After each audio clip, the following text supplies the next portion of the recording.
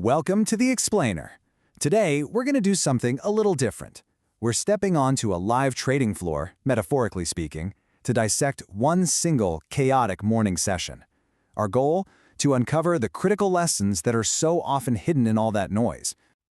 So that's the voice of a trading mentor, just moments after the market opens on a really volatile Thursday morning.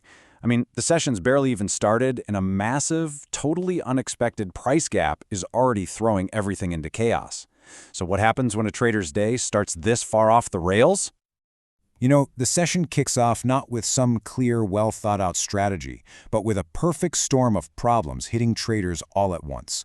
It turns what should have been a routine morning into an immediate, high-stakes test of nerves. Okay, so picture this. Their trading software is failing. We're talking major platforms going down all over the world. At the exact same time, really unpredictable inflation data gets released, and this technical thing called a rollover is making the market prices almost impossible to read. It is, quite literally, a trader's worst nightmare. And you see, this isn't just about the tech failing. It's what it does to your head. As the mentor warns his group, when you're faced with this much uncertainty, your mind can just spin out of control. The real challenge becomes staying disciplined when it feels like everything is broken.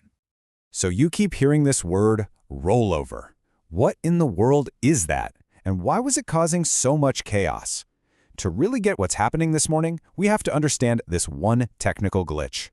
You know, a rollover is supposed to be boring. It's a routine thing that happens every quarter when the old futures contracts expire. Traders just switch to the new one, no big deal.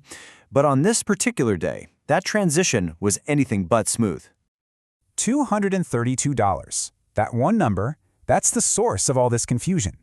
The price on every single trader's chart suddenly jumped by $232, not because the market actually rocketed up, but just because the underlying contract changed. It created this massive disconnect, leaving everyone scrambling and wondering where the market truly was. So while everyone's grappling with the messed up data, the mentor just pivots. He completely shifts his focus from the market to his community. And what he says next reveals this whole other layer of pressure they operate under. It's intense. And I mean, he does not mince words at all. He lays down the law, delivering this stern, unfiltered warning to his community about leaking proprietary info or misrepresenting the group. This is clearly not a casual hobby. Breaches of trust have very, very real consequences. He really drives the point home, right? This isn't some casual chat room. He reminds them this is a multi-million-dollar operation. Every single member has signed legal agreements, and he makes it clear he won't hesitate to use lawsuits to protect the group's integrity. All of a sudden, the pressure isn't just coming from the market, it's coming from inside the room. Okay, so in the middle of all this technical mayhem and these internal warnings, we get to zoom in on something really personal. It's a private conversation between the mentor and one of his traders right after a pretty devastating loss. And this is where the real lessons start to come out. Wow. Almost $1,200 gone, just like that, on a single account. It's a massive hit. So how does a mistake like this even happen, especially in such a professional environment? All right, let's break this down, because it's a classic story.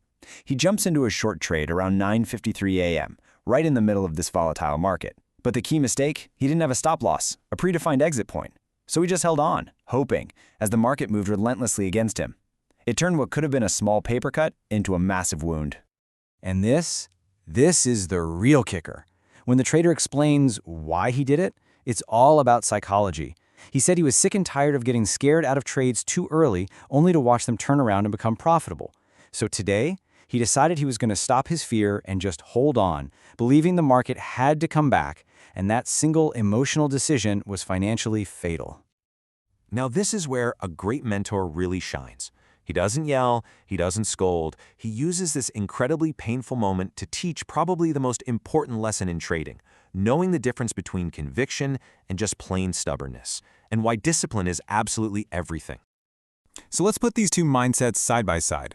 On one hand, you have the losing trader using a big position, no exit plan, and basically just gambling on hope. On the other hand, you have the mentor strategy, which is the exact opposite. Use smaller micro contracts to lower your risk, always have a stop loss, and just accept a small planned loss as a simple cost of doing business. It's night and day. So what's the game plan to climb out of a hole like that? The mentor lays out a path. And it's simple, but it's absolutely crucial. Step 1, shrink your trading size way down with micro contracts. Step 2, get comfortable with the idea that a small planned loss is infinitely better than a huge account-blowing one. And third, rebuild with consistency. You don't recover a big loss with one lucky home run, you recover it with lots of small, steady wins. And really, this is what it all boils down to, right? The big lesson from this whole crazy morning? A small, defined, disciplined loss is just a business expense. But an uncontrolled loss, one that's driven by fear and hope, that's a career ender. So you look at all of it, the broken platforms, the weird price gaps, the volatility, and you start to realize maybe that was all just noise. Maybe the chaos of the market just served to reveal the real battlefield, the one that exists inside every single trader's own mind.